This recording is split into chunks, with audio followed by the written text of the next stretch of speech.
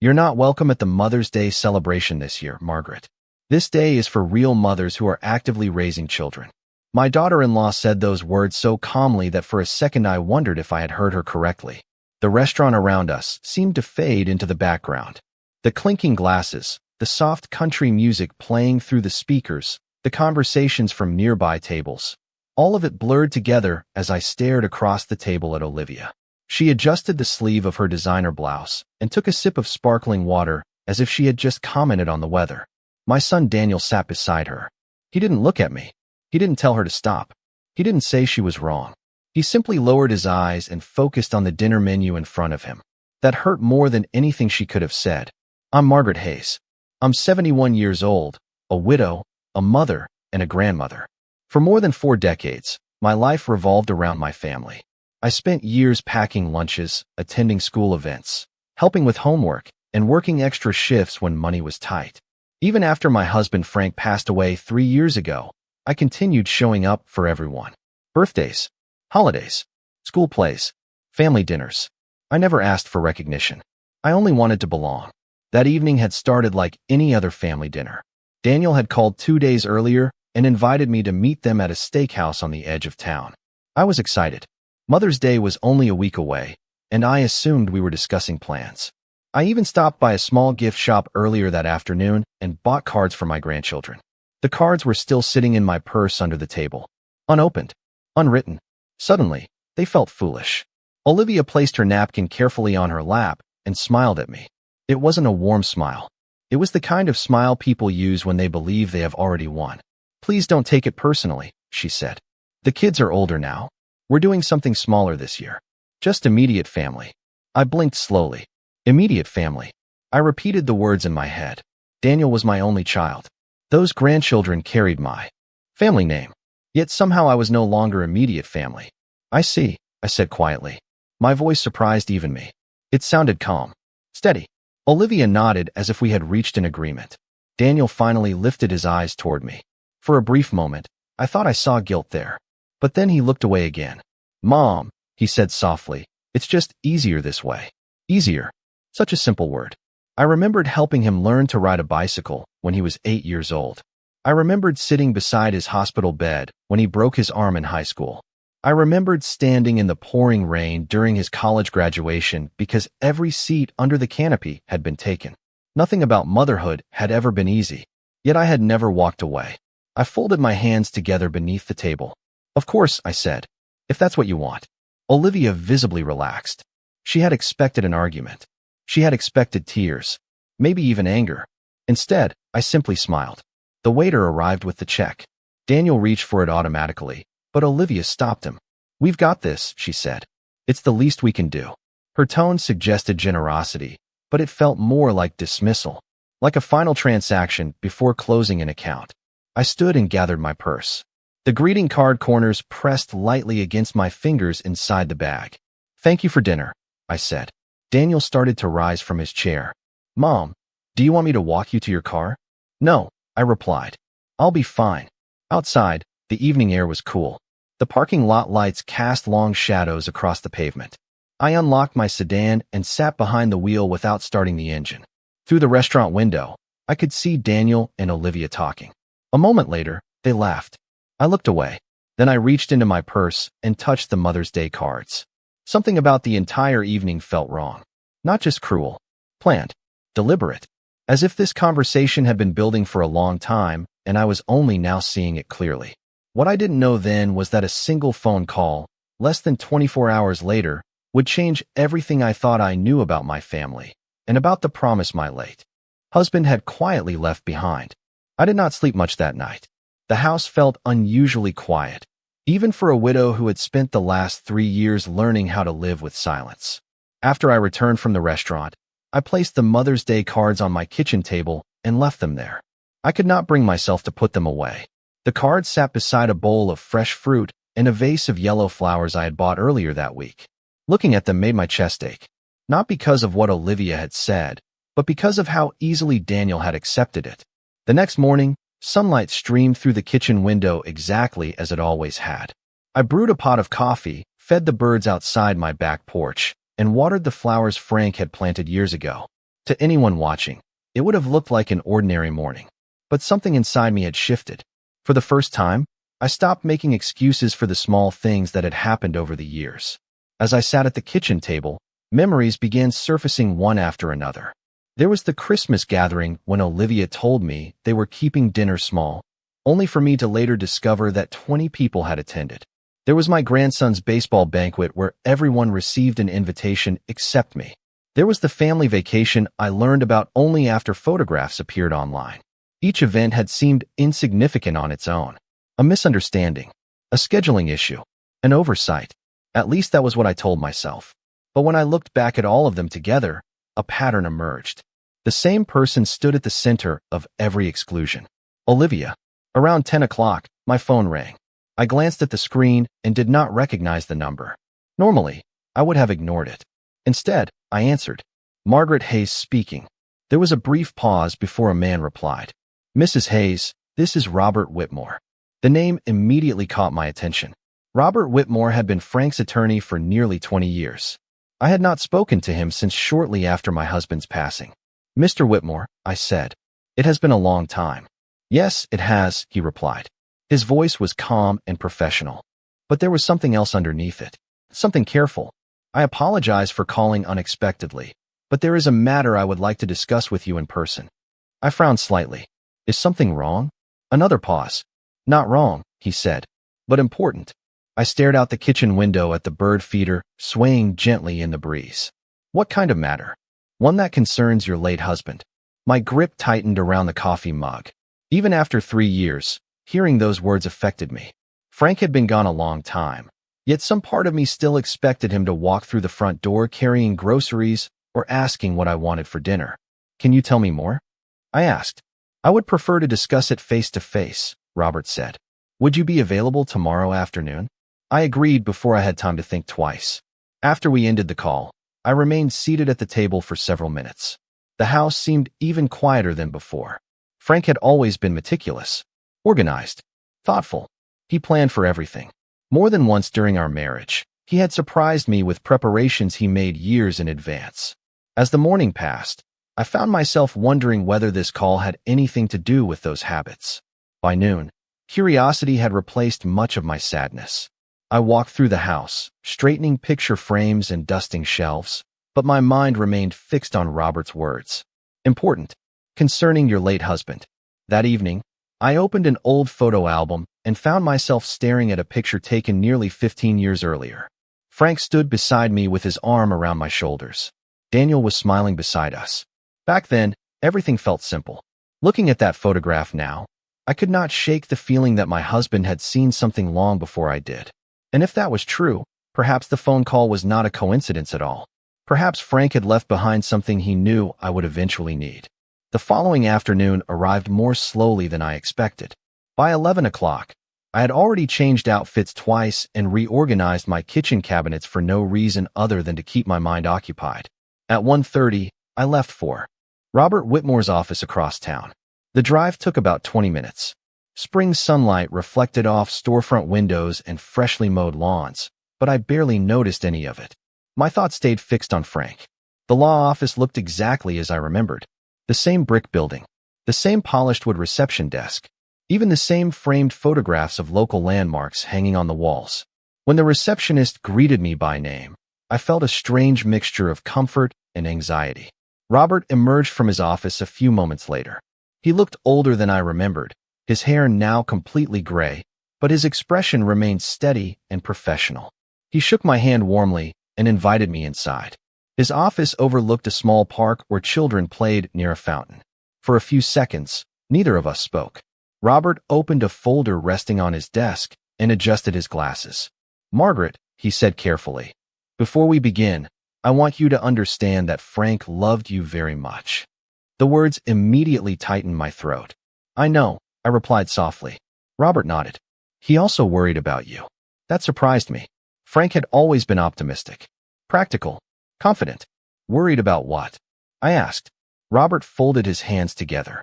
During the last 2 years of his life, Frank noticed changes within the family. Nothing dramatic. Small things. Conversations. Decisions. Behaviors. A chill ran through me. What kind of behaviors? Robert opened the folder and removed several documents. Frank believed certain family relationships were becoming unhealthy. He never wanted conflict, but he was observant. I stared at him without speaking. Suddenly, memories surfaced. Olivia redirecting family plans. Olivia answering questions meant for Daniel. Olivia deciding who attended gatherings and who did not. Things I had dismissed at the time. Robert continued. Your husband created a supplemental family directive. It was separate from his primary estate documents. I frowned. A directive? Yes. He slid a paper across the desk toward me. My eyes moved slowly over the page. Frank's signature appeared at the bottom. The date showed it had been completed almost a year. Before his passing, my heart began beating faster. Why did he never tell me? I asked. Robert gave a small, sad smile. Because he hoped it would never become necessary. I looked back at the document. Much of the language was legal and formal, but one sentence immediately stood out. Any family benefit established under the Hayes Family Legacy Fund could be reviewed if a direct family member was intentionally isolated, publicly disrespected, or excluded from significant family events. I read the sentence twice. Then a third time. Frank created a family fund. I asked. Robert nodded. Educational support, family assistance, future trusts for grandchildren, charitable contributions in the family name. He wanted it to help future generations. My hands trembled slightly. Daniel had mentioned the fund before, but only in passing. I never knew the details. Why are you showing me this now? Robert leaned back in his chair. Because one of the conditions required activation if credible evidence of repeated exclusion or mistreatment emerged. The room seemed unusually quiet. Outside the window, the fountain continued spraying water into the afternoon air. Children laughed in the distance. Yet inside that office, everything felt still. Are you saying Frank anticipated this? I whispered. Robert chose his next words carefully. I am saying that Frank trusted his observations. I lowered my eyes to the document. Suddenly, the restaurant conversation felt different. Not like an isolated insult. Not like a bad evening. It felt like the latest piece of a puzzle someone else had already started assembling years ago. Robert reached for another file. There is more, Margaret. Much more. But before we proceed, I need to ask you something. I looked up. What? His expression became serious. Since Frank's passing, how many family events have you been excluded from? I opened my mouth to answer. Then I stopped.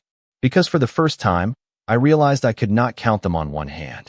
For several seconds, I simply stared at Robert. The question should have been easy to answer, yet my mind immediately filled with more memories than I expected. I thought about my granddaughter's piano recital 2 years earlier. Olivia had called the night before and told me the school auditorium was limiting attendance because of seating concerns. I stayed home, disappointed but understanding. 3 days later, photographs appeared online showing rows of empty seats behind the family. I remembered asking Daniel about it. He had looked confused and said he thought I had chosen not to come. Then there was the 4th of July barbecue at their house. Olivia told me they were keeping it small and quiet. That same evening, my neighbor mentioned seeing dozens of cars parked outside Daniel's neighborhood. I remembered the Christmas dinner where I was told everyone had other plans, only to discover later that a large family gathering had taken place without me. One memory after another surfaced. Each one had seemed harmless at the time. Together, they painted a very different picture. Robert listened without interrupting as I described event after event. Occasionally, he made a note on a legal pad resting beside him. When I finally stopped speaking, he leaned back in his chair and removed his glasses. Margaret, he said carefully, did you ever discuss these concerns with Frank before he passed away? I nodded slowly. A few times. And what did he say? I looked toward the park outside the window. The answer came back immediately. Frank had always said the same thing. Pay attention to patterns, not excuses. At the time, I thought he was talking about business. Now I realized he may have been talking about family. He told me not to ignore what I was seeing, I admitted. But I did anyway. Robert offered a sympathetic smile. Most people do, especially when the people involved are family. He opened another folder and slid several pages toward me. These were different from the first documents. Some contained dates. Others included notes written in Frank's familiar handwriting.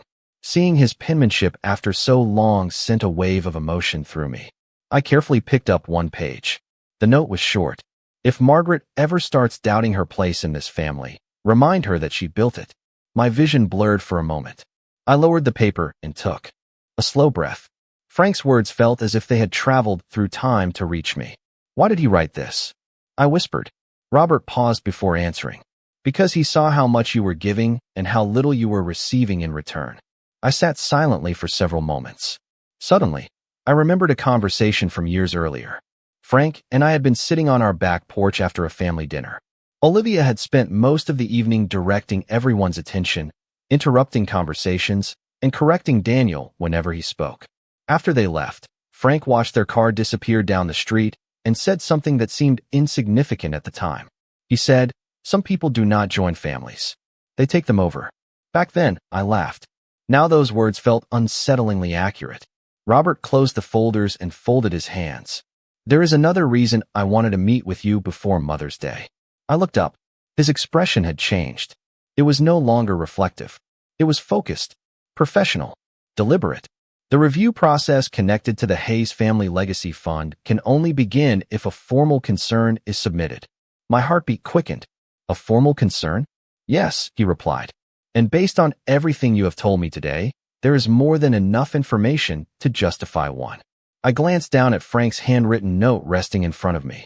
For the first time since that dinner with Olivia, I felt something other than sadness. It was not anger. It was clarity. And clarity can be a very powerful thing.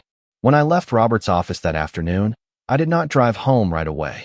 Instead, I parked beside a small lake on the edge of town and sat quietly with Frank's handwritten note resting in my lap. The water moved gently in the sunlight. A few ducks drifted near the shoreline. Everything looked peaceful, yet my mind was working through years of memories. For too long, I had treated every disappointment as an isolated incident. Now I was beginning to understand that they were connected. The realization was painful, but it was also strangely freeing. I was no longer trying to convince myself that nothing was wrong. That evening, I received a phone call from my friend Evelyn Carter. We had known each other for more than 30 years. She was one of the few people who had remained close after Frank passed away. "Margaret, are you busy?" she asked. Something in her voice immediately caught my attention. "No," I replied. "What is it?" There was a brief silence. "I'm not sure if I should tell you this." I sat down at my kitchen table. "Tell me anyway." Evelyn sighed. "I attended a charity luncheon yesterday. Olivia was there." I waited. Several women were talking about Mother's Day plans. Evelyn continued. "Your daughter-in-law seemed very proud of herself." My stomach tightened. "What did she say?" Another pause followed. "She said she was finally putting family boundaries in place." I frowned. "What does that mean?" "According to Olivia, older relatives need to learn when to step aside." Those were her exact words. I closed my eyes. Evelyn continued carefully. She also said that this year would be the first Mother's Day centered around the people who actually matter. The words settled heavily in the room. Not because they surprised me, because they confirmed what I had already begun to suspect. This was not a misunderstanding. It was intentional. Evelyn lowered her voice. "Margaret, I did not like the way she was speaking about you." I looked toward the framed family photographs displayed on my living room shelf. Many of them included moments I had spent helping build the very family Olivia now seemed determined to reshape. "Thank you for telling me," I said quietly. "There is more," Evelyn added. She told everyone that she was the one holding the family together now. I almost laughed, though there was no humor in it. Holding the family together. I thought about the years Frank and I spent working overtime to pay bills. The countless weekends spent driving Daniel to activities. The holiday dinners, school events, birthday parties, graduations, and family emergencies. Families do not appear overnight. They are built one sacrifice at a time. After ending the call, I walked slowly through my house. Every room contained memories. In the hallway hung photographs from decades of family gatherings. In the dining room stood the same oak table where we had celebrated every major milestone. I stopped beside one picture showing Daniel at age 10, proudly holding a science fair ribbon while Frank stood behind him with a hand on his shoulder. Looking at that image, I suddenly understood something. Olivia was not simply excluding me from events. She was rewriting the story of who built this family in the first place. The next morning, Robert called again. "I have scheduled a preliminary review meeting," he said. "Several documents need to be examined before any determination can be made." I listened carefully. "What happens after that?" That depends on the evidence, he replied. But I believe your husband created these protections for a reason. After the call ended, I sat quietly for several minutes. Then I opened a drawer and removed the Mother's Day cards I had purchased the week before. For the first time since that dinner at the restaurant, I smiled. Not because I was happy, not because the situation had improved. I smiled because I finally understood something Frank had known long ago.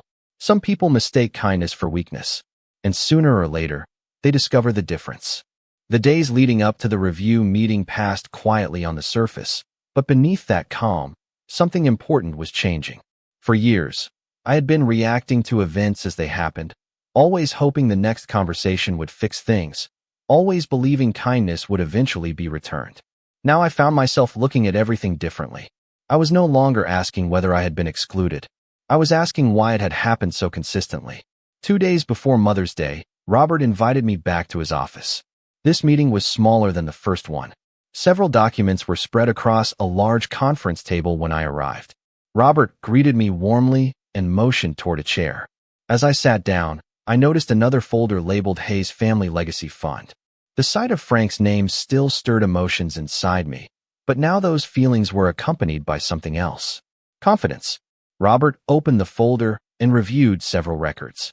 Your husband established this structure nearly 5 years before his passing, he explained. Most family members know the fund exists. Very few know how detailed its provisions are. I listened carefully. Why was he so thorough? Robert smiled faintly. Because Frank believed that money alone does not preserve a family. Values do. He handed me another page. This one contained several handwritten notes from meetings Frank had attended over the years. I recognized his writing immediately. One sentence caught my attention.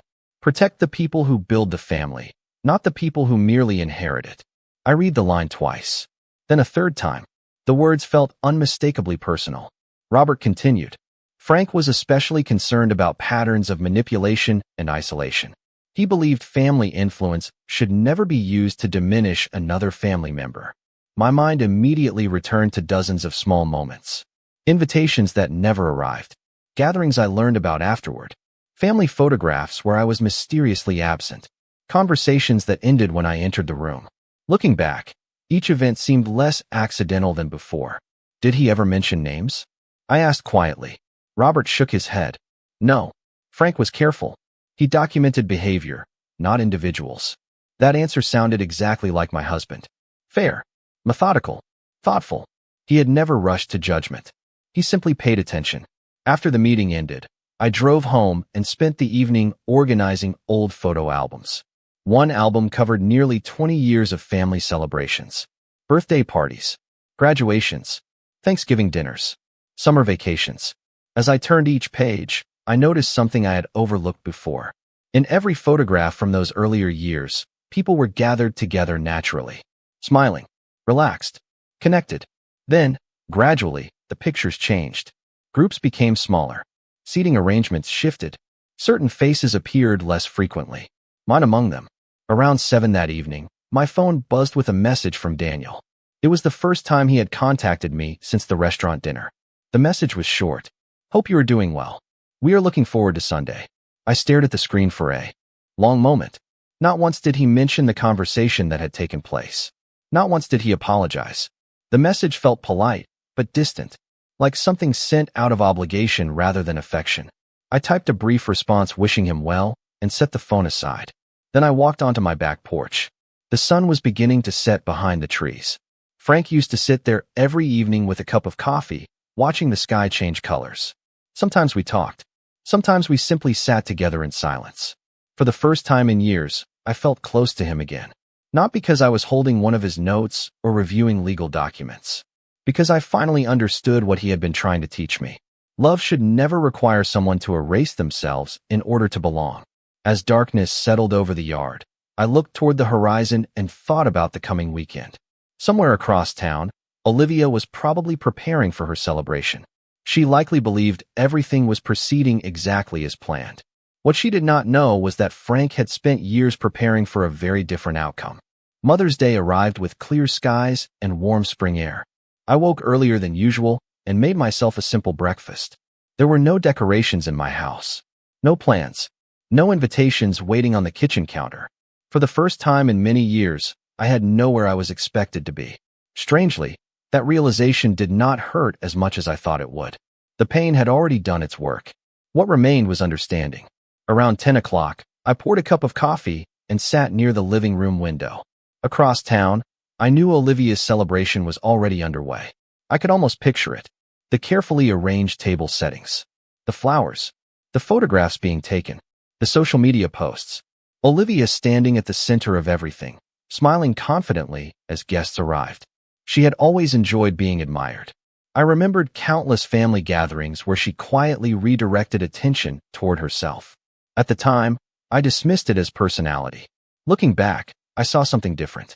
I saw a person who viewed every relationship as a position to be managed. Every tradition as something to control. Shortly before noon, my phone vibrated. A new photograph appeared online. One of my relatives had posted it publicly. I stared at the image for several seconds. The entire family was gathered around a beautifully decorated table. Daniel stood beside Olivia. My grandchildren smiled at the camera. Several extended family members were there as well. Everyone looked happy. Everyone except one person who was missing. Me. Years ago, that photograph would have broken my heart. This time, I simply set my phone down. The image did not tell the whole story. Photographs rarely do. Around 1 o'clock, Robert called. His voice remained calm as always. "Everything is ready," he said. "The review committee has received the documentation. They will begin examining the material this afternoon." I thanked him and ended the call. Then I stepped outside onto the back porch. The weather was beautiful. Birds moved between the trees while a light breeze carried the scent of freshly cut grass through the neighborhood. I sat in Frank's old chair and allowed myself a rare moment of peace. Somewhere during the previous week, I had stopped feeling ashamed. That surprised me. For years, I carried responsibility for problems I did not create. I assumed if relationships were strained, I needed to work harder, give more, stay quieter, be more understanding. Frank used to tell me that healthy relationships do not require one person to shrink so another can feel larger. At the time, I understood the words. Now I understood the lesson. Later that afternoon, another message appeared on my phone. This one came from a distant cousin attending the gathering. The message contained only a single sentence. "Olivia is acting like she owns the family." I read it twice before placing the phone aside. The comment did not anger me. Instead, it confirmed something important. Other people were finally seeing what I had seen, or perhaps what Frank had seen years before.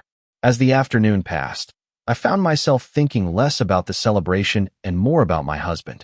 I remembered his patience, his attention to detail, the way he noticed small changes others overlooked. Most of all, I remembered his belief that character eventually reveals itself. Not immediately, not dramatically, but inevitably. Across town, the celebration continued. Laughter filled the rooms. Cameras captured smiling faces. Toasts were likely being made. Olivia probably believed she had achieved exactly what she wanted. She believed she had secured her place at the center of the family story. What she did not know was that another story had already begun unfolding. One built on years of observations, records, and promises quietly left behind by a man who understood far more than anyone realized. And before the day was over, the first consequences of those promises would begin to appear. The first sign appeared shortly after 5 o'clock that evening. I was sitting in my living room reading one of Frank's old books when my phone began vibrating repeatedly across the coffee table. At first, I ignored it. Then I noticed 3 missed calls from Daniel. That alone was unusual. My son rarely called more than once. Before I could decide whether to answer, another call came through.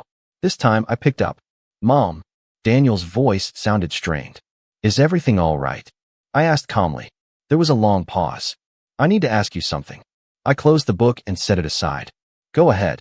Have you spoken with Robert Whitmore recently?" The question did not surprise me. In fact, I had been expecting it. "Yes," I replied. Silence followed. I could almost hear Daniel thinking. "Why?" he finally asked. I looked toward the window where the last light of day was fading beyond the trees. "Because he contacted me." Another pause. Longer this time. "Mom, something happened today." His voice sounded different now. Less confident. Less certain. "What happened?" I asked. "Several people received notices regarding the family fund." I said nothing. Daniel continued. "There is some kind of review process. Olivia is upset. Everyone is confused. I remembered Robert explaining that the preliminary review would trigger formal notifications to individuals connected to the Hayes Family Legacy Fund. Apparently, that process had already begun. I see, I said quietly. Did you know about this? Daniel asked. I knew your father planned carefully. That answer seemed to frustrate him. Mom, this is serious. I almost smiled.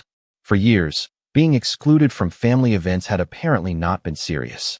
Now that consequences were appearing, the situation had suddenly become important. Your father believed family should be built on respect, I replied. You know that. Daniel did not respond. After a few moments, he ended the call, saying he needed to speak with Robert himself. Less than an hour later, Evelyn called. The excitement in her voice was impossible to miss. Margaret, have you heard? A little, I admitted. People are talking all over town. I listened as she described what had happened. According to Evelyn, several relatives attending the gathering had received emails notifying them that a review connected to the Hayes Family Legacy Fund was underway. Questions were being asked. Documentation was being examined. Family conduct was being evaluated according to provisions established years earlier by Frank. The atmosphere at the celebration reportedly changed almost immediately. Conversations stopped. Smiles faded. People wanted answers.